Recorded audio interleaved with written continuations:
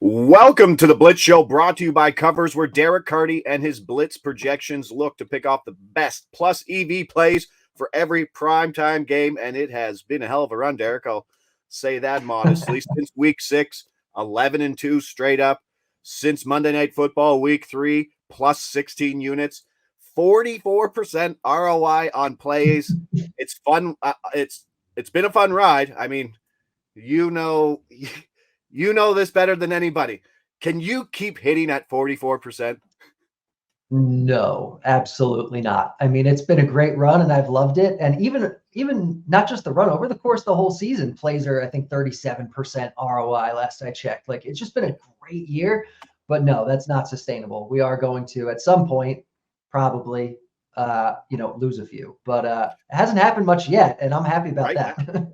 No, but we've been on the right side of variance. It's been fantastic. Like Alvin Kamara rushing hit on Thursday night, which was great when nothing was going. He got that in garbage time. I mean, we've been hitting them. So we keep going to week 7, Sunday Night Football, Miami at Philadelphia. What a game this is going to be. Biggest total on the board, 51.5. Miami has rolled some teams, but they've had a pretty easy schedule. They look different, obviously, versus the Bills.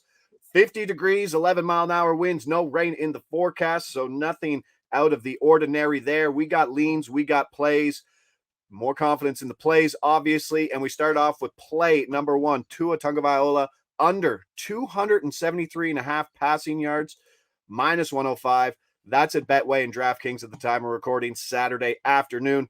That's a play. Like I said, This is a tough defense to face for Tua. It hasn't been a cupcake. It won't be as easy as playing against Carolina or some of the other clubs that he's played.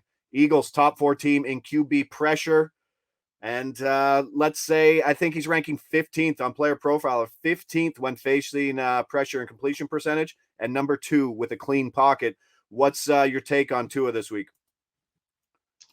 Very similar to that, honestly. It doesn't feel good betting against Tua because I'm a big believer in his. The blitz was really high on him and the Dolphins coming into the year.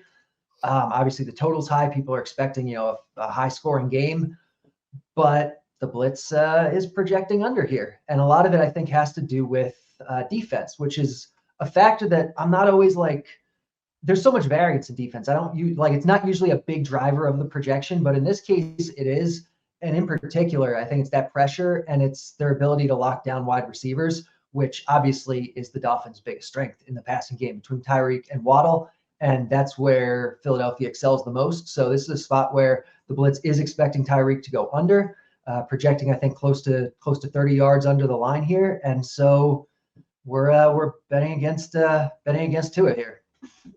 Yeah, I believe Hill's line is right around 100 yards, which is pretty incredible to average. To coin flip 100-yard game is pretty nuts. And obviously we talk about it with Yak. We talk about it when we're dealing with San Francisco.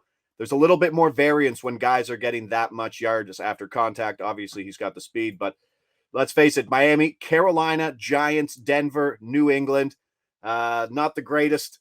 And even Buffalo and the Chargers, they really haven't had to face a good secondary or even a really good defense. So let's take that under 273.5 passing yards. That's a play. And then on the other side, a play. If you follow the blitz, you know that the blitz always likes Jalen Hurts over rushing. And it's starting to catch up. The numbers are there to back it up. Jalen Hurts over 43.5 rushing yards, minus 114. That's at FanDuel. That's a play.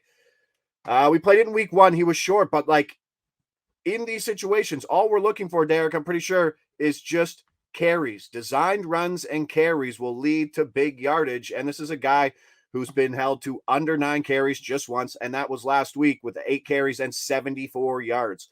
What's the projection here for Hurts in a game where, I don't know, the alt overs are certainly in play? Yeah, they definitely are. The blitz is projecting 57 for Hurts here, so about 15 yards over the line, and obviously there is upside to go beyond that if you're getting good enough odds.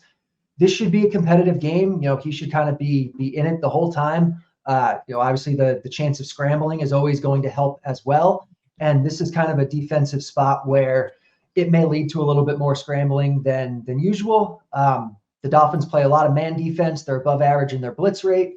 these are things that generally tend to lead to quarterback scrambling a little bit more. And so this is a spot where a fast-paced game, close game, good spot for scrambling. Hurts the over here looks really good. 45 design runs on the year to 18 scrambles. He certainly gets his attempts. That's basically how we project. That's what we want. We want attempts. Whether or not he gets those yardage, that's a different story. But when we can project carries and project opportunities, that's the big deal here. So Jalen Hurts over 43.5 rushing yards, -114. That's a play Sunday night. And Tua Tagovailoa under 273.5 passing yards, -105.